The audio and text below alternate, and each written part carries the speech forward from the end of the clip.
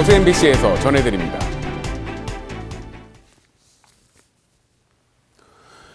뮤지컬 명성황후는 한국 창작 뮤지컬의 대표작으로 꼽히는데요. 처음 무대에 올려진 지 올해로 20주년을 맞았는데 최근 여수에서 성황리에 공연됐습니다.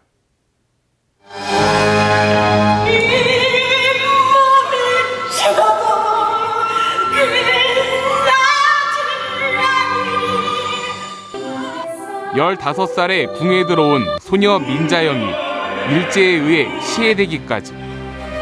조선 말기 혼란의 시대에 그녀가 살아온 역정을 무대로 옮긴 뮤지컬 명성황후가 올해로 20주년을 맞았습니다. 망각을 하면서 역사의 비극이 자꾸 되풀이되거든요. 했을 때 나라가 왜 잃어버렸는지. 명성황후에 대한 엇갈리는 역사적 평가에도 뮤지컬은 내용과 음악 등의 변화를 주며 1000회 넘게 공연됐습니다. 오랜만에 대공연이 와서 정말 반가웠습니다. 중소도시 문화 발전에 큰 역할을 하지 않을까 하는 생각이 듭니다. 지난 주말 여수 공연은 모든 회차가 매진되는 등 뜨거운 호응 속에 막을 내렸습니다. MBC 뉴스 권남기입니다. 광양라인 주식회사가 광양항과 일본 시모노세케항을 오갈 카페리 매입을 위해 협상에 들어갔습니다. 광양라인 주식회사는 내년 2월 취항을 목표로 광양항과 일본 시모노세케항을 오갈 카페리 선박으로 파나마 국적의 31,804톤급 호화 카페리 선박 그랜드 스프링호가 가장 적절하다고 보고 본격적인 구매 협상에 착수해 이달 말 본계약 체결도 가능할 것으로 전망했습니다. 그랜드 스프링호는 선박 길이 192m, 폭 27m로 최대 속력이 21노트에 이르며 최대 승선 가능 인원 696명에 화물도 300TEU까지 선적이 가능합니다. 고흥 지역에서 올해 첫 굴 수확이 시작됐습니다. 전남해양수산과학원은 올해 낮은 수온 등으로 굴 성장이 늦은 편이지만 초기 폐사율이 예년보다 15% 정도 낮아 순조로운 작황을 보이고 있다고 밝혔습니다. 고흥 지역의 굴 양식장 면적은 227헥타르로 알굴 6,800톤이 생산될 것으로 예상되며 1kg당 가격은 지난해보다 최대 20% 상승한 15,000원에서 18,000원으로 전망됩니다. 집단 수온 중독을 일으킨 남영정구의 설비 철거 작업은 다단계 하도급 구조로 진행됐습니다. 돈의 대부분은 원청이나 중간업체가 가져가는 구조 속에서 근로자들의 안전은 뒷전이었습니다. 송정근 기자가 취재했습니다. 남영정구는 설비 철거를 위해 원청인 A업체와 계약을 맺었습니다. 그런데 이 A업체는 다른 업체에게 하도급을 줬고 이후 3차례의 하도급이 추가로 더 이루어졌습니다. 실제로 철거에 나선 H업체는 일반 하도급과는 달리 선급금을 내고 일감을 따냈습니다. 고철을 수거해 팔아 수익을 얻는 구조여서인데 하지만 결과적으로 고철이 생각보다 적어 H업체는 수천만 원의 적자를 봤습니다. 처음에 돈이 될 만하니까 그래서 한번 해보라 하더라고요. 이제 생각보다는 안 나왔고 과정에서 여러 사람들이 발진이 일어나가지고 다단계 하도급을 통해 원청이나 중간업체는 앉아서 돈을 벌고 가장 말단의 하청업체는 적자를 볼 수 있는 구조 속에 철거 근로자들은 수은이 있는지도 모른 채 안전장비나 보호구조차 없이 작업을 하다 수은에 중독됐습니다. 고철을 오히려 철거업자가 돈을 주는 형태. 그리고 철거 관련된 부분, 위험 부분들은 모두 이제 다단계로 하청으로 넘어가는 것이 지금 현실입니다. 불합리한 하도급 관행은 중금속 가공 작업의 경우 법적으로 도급이 금지돼 있는 반면 철거와 해체 작업은 그렇지가 않기 때문에 가능했습니다. 독성물질에 노출될 수 있는 철거 해체 작업에 제도적 허점이 있었던 겁니다.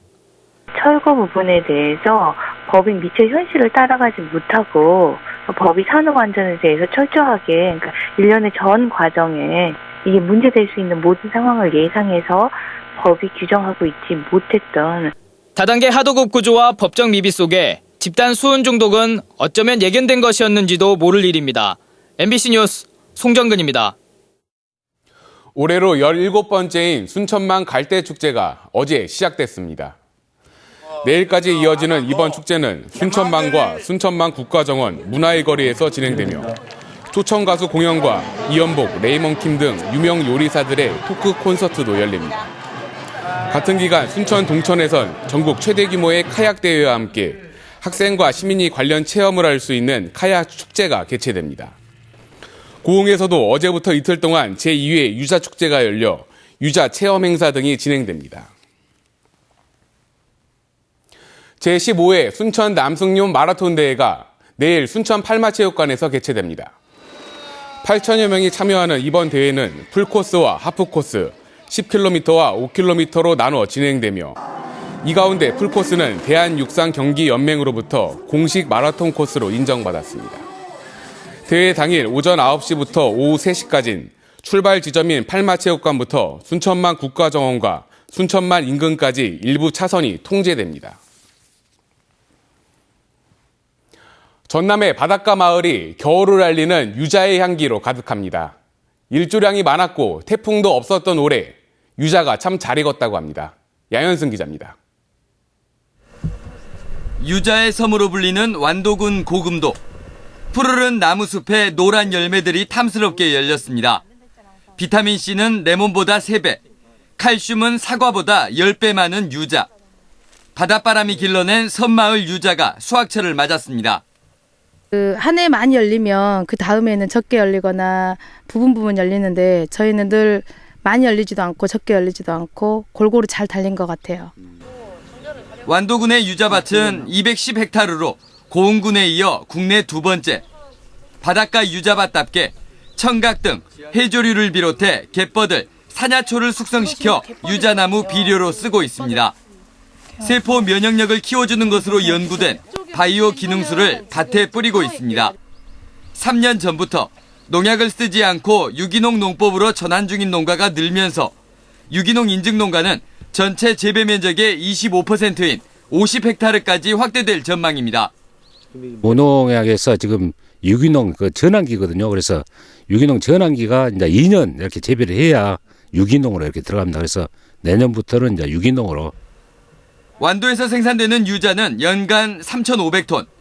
올해는 태풍도 없어 상처 하나 없이 잘 자란 완도 유자가 이달 말까지 수확된 뒤 유자 과일과 유자차, 유자청 형태로 팔려나갈 예정입니다. MBC 뉴스 양현승입니다. 순천 조계산 등 전남 지역 주요 관광지가 산림청이 선정한 전국 야생화 100대 명소에 포함됐습니다. 100대 명소에 이름을 올린 곳은 참꽃말이 군락이 펼쳐진 순천 조계산과 동백으로 유명한 여수 거문도, 남산 제비꽃 군락이 있는 고흥 파령산 등 모두 12곳입니다. 산림청은 이번에 선정된 지역을 문화체육관광부 등 관계 부처와 함께 관광 명소로 육성할 방침입니다. 여수 상공회의소가 광양항 낙포부두 재개발 사업의 조속한 시행을 정부에 건의했습니다. 여수 상인은 최근 기획재정부와 해양수산부에 보낸 건의문에서 낙포부두의 경우 여수 산단의 화물 처리를 위해 1970년대에 건설돼 시설 노후화에 따른 잔존 수명이 한계에 이르렀다고 지적했습니다. 특히 지난 2013년 여수광양 항만공사에서 진행한 낙포부두 시설물 정밀 점검 용역 결과 1에서 4선석은 C등급, 5선석은 D등급 판정을 받았고 높은 채선율로 화물 배치에 어려움이 많다며 부두 재개발 사업이 시급하다고 밝혔습니다. 순천시가 2015년산 공공비축미 매입에 들어갔습니다. 순천시는 어제 별량면을 시작으로 다음 달까지 모두 23차례에 걸쳐 올해 생산된 건조bio 40kg 기준 45,500여 가마를 매입한다고 밝혔습니다. 매입 품종은 황금누리와 새일미 등 2개 품종입니다. 강도는 약한 편인데요. 서쪽에서 계속해서 비구름이 유입되고 있는 모습입니다. 주말 내내 전국에 비가 흠뻑 내리겠습니다. 예상